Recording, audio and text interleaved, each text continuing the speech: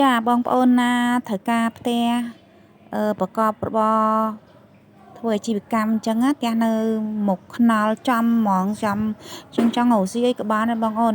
នេះនៅផ្លូវធំសាវិចានេះមកត្រង់មកបងប្អូនចាផ្ទះខ្ញុំហ្នឹងខ្ញុំម្ចាស់ផ្ទះផ្ទាល់ខ្ញុំត្រូវការលក់បន្ទាន់អញ្ចឹងណាបងប្អូនហើយនៅខាងមុខហ្នឹងរោងចក្រឲ្យផ្សារគេច្រើនណាដោយសារខ្ញុំអត់សូវចេះថតបងប្អូនបាននិយាយអត់នេះចឹងនេះលបងហងចាបងប្អូននឹងហងចាខ្ញុំថតលឿនពេកមកចេះថតហើយបងប្អូនចំណាប់អារម្មណ៍មកជួបខ្ញុំផ្ទាល់មកអាចដឹងច្បាស់លាស់អញ្ចឹងហើយក៏ខលរបស់ខ្ញុំផ្ទាល់មកលេខទូរស័ព្ទលេខរបស់ខ្ញុំចាប់ផ្ទះផ្ទាល់ចាហើយផ្ទះហ្នឹងនិយាយរួមហងចាក់ជុំវិញហ្មងផ្លូវមកក្រោយទៀតបងប្អូនទល់មុខហ្នឹងហងចាក់ខាងក្រោយក៏ហងចាក់ចំហៀងអីហ្នឹង